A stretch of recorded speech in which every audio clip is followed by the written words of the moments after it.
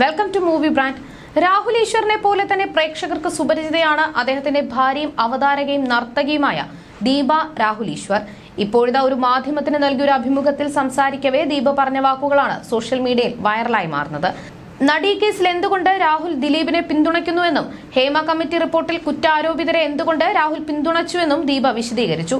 ഷാരോൺ വധക്കേസിൽ വിധി പറഞ്ഞ ജഡ്ജിയുടെ കട്ടൌട്ടിന് പാലഭിഷേകം നടത്താൻ പോകുന്നുവെന്ന വാർത്ത കണ്ടപ്പോൾ അമ്മ എന്നെ വിളിച്ചിരുന്നു.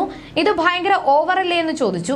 നിനക്ക് പറഞ്ഞൂടെ എന്ന് പറഞ്ഞു. ഞാനും ഓവറാണെന്ന് പറഞ്ഞിട്ടുണ്ട്. ഇനി സ്വന്തം ഇഷ്ടപ്രകാരം ചെയ്യട്ടെ, എനിക്ക് എന്റെ കാര്യങ്ങൾ നോക്കാനുണ്ടെന്ന് പറഞ്ഞ് ഞാൻ പോയി. ഹണിറോസ് വിഷയത്തിൽ അധികം വിമർശനം രാഹുലിന് നേരിടേണ്ടി വന്നിട്ടില്ല എനിക്കും. എന്നാൽ മറ്റു വിഷയങ്ങളിലൊക്കെ എനിക്കും ചീത്ത കേൾക്കാറുണ്ട്. ഞാൻ മഞ്ജു വാര്യർ ഫാനാണ്.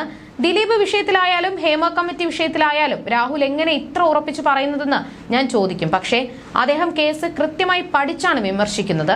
ഇത് പറഞ്ഞു തരുമ്പോൾ ഞാനും ഇക്കാര്യങ്ങളെ പിന്തുണയ്ക്കും. എല്ലാവരും പറയും ഞാൻ കുലസ്ത്രീയാണ്, ഭർത്താവ് പറയുന്നത് മാത്രമേ പിന്തുണയ്ക്കൂ എന്ന്. അങ്ങനെയല്ല, ഞാൻ ആദ്യം ഒരുപാട് എതിർക്കും, പിന്നീട് ബോധ്യപ്പെടുന്നതിനാലാണ് പിന്തുണയ്ക്കുന്നതെന്നും ദീപ പറഞ്ഞു. അതിനിടയിൽ തന്റെ മകന് എത്രമാത്രം സ്വാതന്ത്ര്യം മാതാപിതാക്കൾ എന്ന നിലയിൽ തങ്ങൾ നൽകുന്നുണ്ടെന്ന് രാഹുലും ദീപയും വിശദീകരിച്ചു. GS പ്രദീപ് എന്റെ വീടിന്റെ പാലുകാച്ചലിന് വന്നു.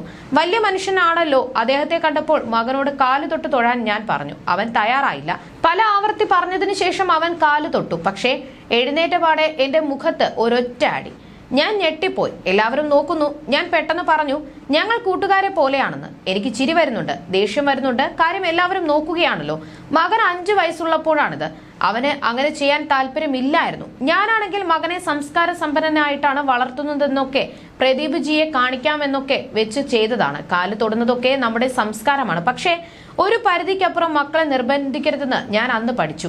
എന്തും സംസാരിക്കാനുള്ള സ്വാതന്ത്ര്യം ഞങ്ങൾ മകന് കൊടുത്തിട്ടുണ്ട്. ഒരിക്കൽ കിരൺ ബേദിക്കൊപ്പം ഒരു ലഞ്ചിന് അവസരം ലഭിച്ചു.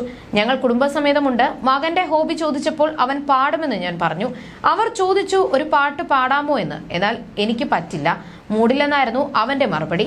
ഞങ്ങൾ വല്ലാതെയായി. അങ്ങനെ പറയരുതെന്ന് പറഞ്ഞപ്പോൾ മാഡം പറഞ്ഞത് അവർക്ക് തോന്നുന്നത് പറയാനുള്ള സ്വാതന്ത്ര്യം കുട്ടികൾക്ക് ഉണ്ടാകണമെന്നാണ് എന്നും രാഹുൽ ഈശ്വർ പറഞ്ഞു. ഏറെ നാളത്തെ പ്രണയത്തിനൊടുവിലായിരുന്നു ഇരുവരും വിവാഹിതരായത്.